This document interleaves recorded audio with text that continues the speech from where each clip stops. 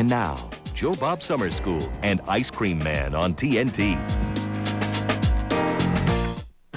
And so ends Willy Wonka, with Charlie accepting the keys to the Chocolate Kingdom. I should point out that that wasn't originally how the film was supposed to end.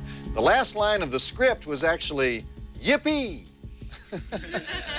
But Mel Stewart, the director, didn't think that was good enough, so he held everybody on the set in Germany, and he called the writer, David Seltzer, at a bar in Maine, and he told him that he had 1 minute to write a final line that summed up the whole picture.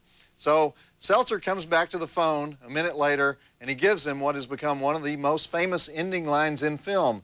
But Charlie, don't forget what happened to the man who suddenly got everything he always wanted. What happened? He lived happily ever after.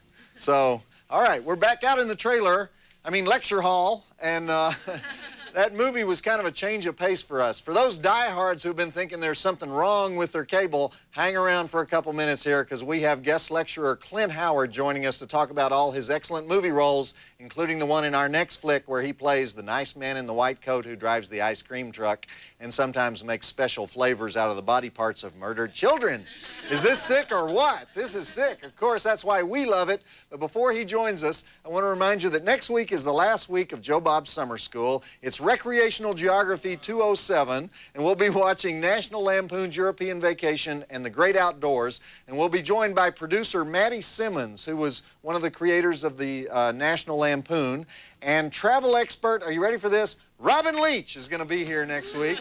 And then the week after that, yes, the rumors are true, we're moving out to L.A. for good. So we're going to Hollywood, and our very first show is something extra special. I'll tell you about it later. Okay, we're still studying food science here, so let's continue the lesson with the world television premiere of Ice Cream Man. It's that old tale of the neighborhood ice cream man whose goodies include all kinds of yummy things like cockroaches, mice, and eyeballs from previous customers. Let me put it this way, don't order the Rocky Road. Clint Howard usually plays wackos, but this is definitely one of his wackoest roles, so let's do the drive-in totals. We have 7 dead bodies, 1 dead dog, eyeball chewing, waffle iron to the face, head on a cone, heads on ice cream scoops, ice pick through the mouth, kung fu, and the special effects in this thing are surprisingly decent. I give it 3.5 stars. It's also one of the shortest movies we've ever shown, so if you don't like it, it'll be over before you know it. So, roll the film.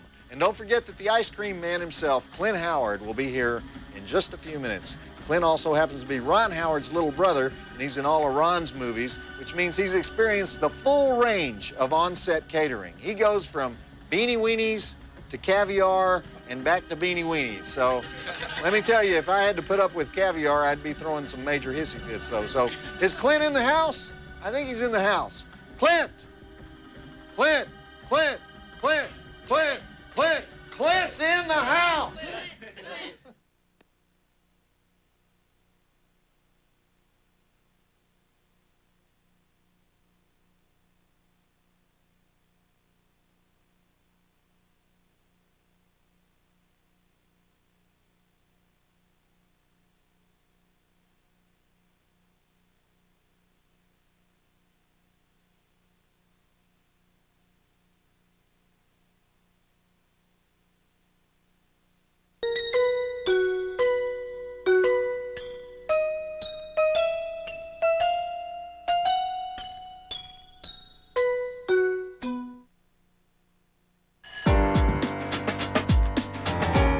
Back to Joe Bob Summer School and Ice Cream Man on TNT.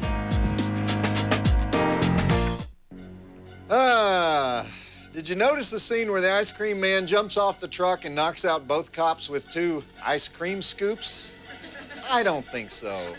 Man, was that movie a mess or what? Half the time I couldn't tell what was going on.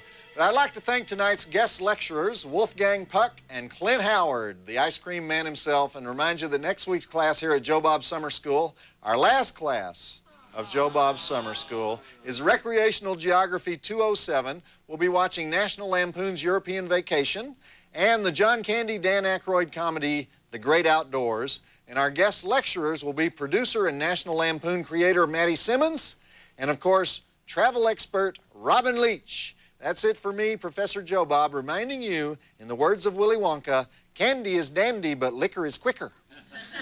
Did you guys hear the one about the guy who's broke and he's stuck in an unhappy marriage? And he decides to solve both problems by taking out a large insurance policy on his wife with himself as the beneficiary and arranging to have her killed. So a friend of a friend puts him in touch with an underworld figure who goes by the name of Artie. And Artie explains to the guy that his going price for snuffing out a spouse is $5,000. Well, the guy says he's willing to pay that amount, but he won't have any cash on hand until he can collect his wife's insurance money. So Artie insists on being paid something up front. So the man opens up his wallet and he shows the hitman a $1 bill. And Artie sighs and he rolls his eyes and he agrees to accept the dollar as a down payment on the hit. So a few days later, Artie follows the man's wife to the local Safeway grocery store, and there he surprises her in the produce department, and he proceeds to strangle her with his gloved hands. And as the poor woman draws her last breath and slumps to the floor, the manager of the produce department stumbles onto the scene, and Artie has no choice but to strangle the produce manager as well. But unknown to Artie, the entire thing is captured by hidden cameras and observed by the store's security guard, who immediately calls the police. Artie is caught and he's arrested before he can leave the store, and after intense questioning at the police station, Artie reveals the whole plan, including his financial arrangements with the husband, which is why the next day in the newspaper, the headline says, "Artie chokes 2 for $1 at Safeway." Long way to go for that joke, wasn't it? Joe Bob Briggs reminding you that the drive-in will never die. 2 cannibals meet one day. Cannibal joke. The first cannibal says, "You know, I just can't seem to get a tender missionary. I've baked them, I've roasted them, I've stewed them, I've barbecued them, I've tried every sort of marinade. I just cannot seem to get them tender." And the second cannibal says, "Well, what kind of missionary do you use?" And the other one says, "Well, you know, the ones that hang out at that place at the bend of the river. You know, they have those brown cloaks on, rope around the waist, and they're sort of bald on top with a funny ring of hair on their heads." And the second cannibal says, "No wonder, those are friars." What do you call a cow with no legs? Ground beef. You knew that one.